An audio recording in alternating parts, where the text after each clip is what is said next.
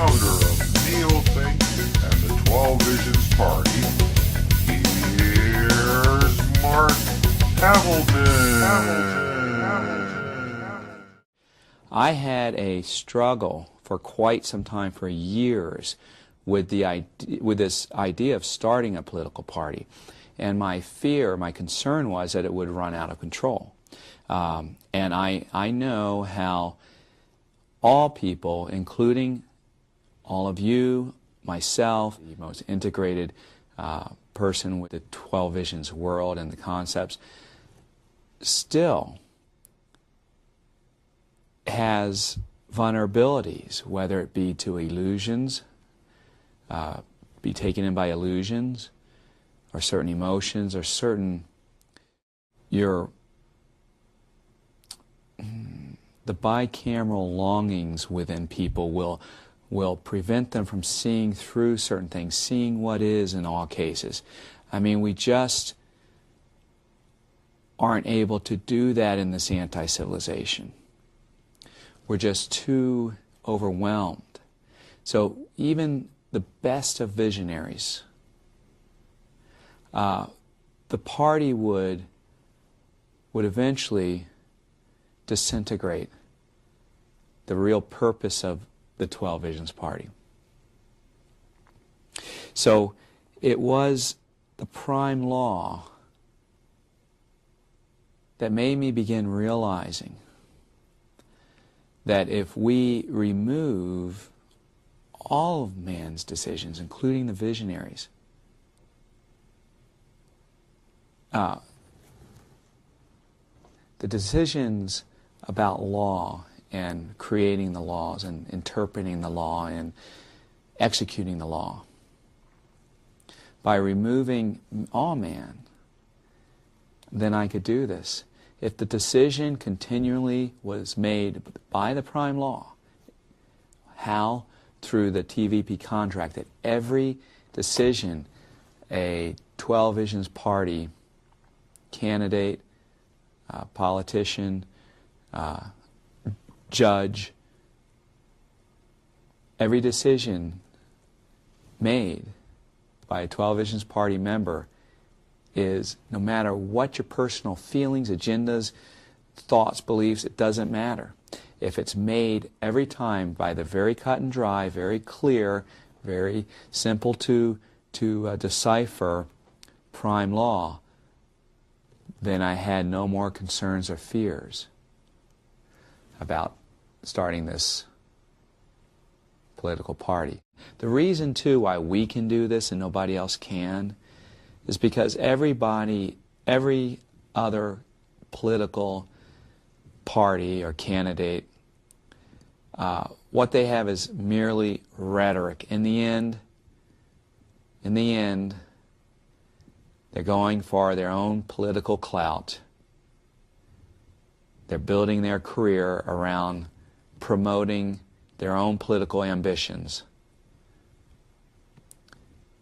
And so the rhetoric is never real. They may try to touch on some forces of nature,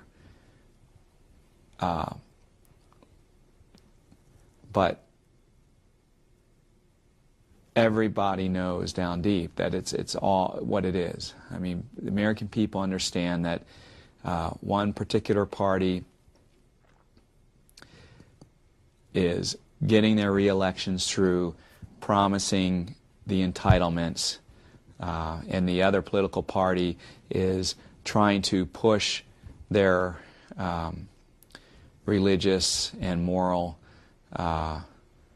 personal moral beliefs and religions onto the public, and people down deep understand this.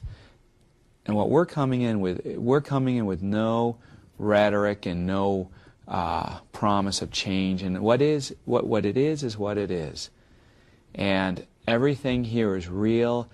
It's demonstrated. The examples are there, and we'll get into that a little bit later. The powerful proof that we have behind what we say. That's going to cause us to become unstoppable once the momentum begins. Now, in Chapter 5, we talk about the Prime Law Amendment, what it would mean to bring the Prime Law Amendment to the U.S. Constitution.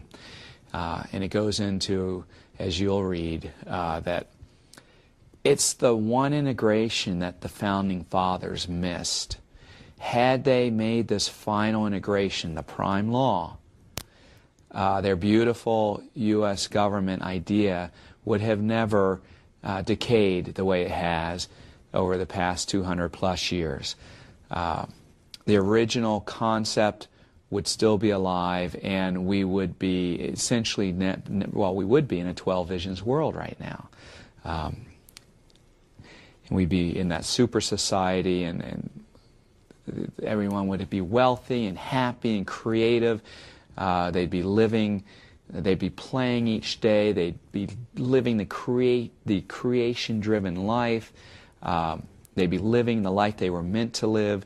They'd be playing as adults. They'd be healthy. We'd be living longer, and we'd be hot on the trail of biological immortality. This one simple, obvious integration was missed. It's funny, one of the first papers I ever wrote when I was a very young man, I called it the obvious theory. And my point was, back then, as I was getting into business and understanding things, I realized some of the most profound and powerful breakthroughs oftentimes happen to be the obvious. And I call it the obvious theory. And much of my success early on was attributed to this obvious theory that I understood and looked for the obvious.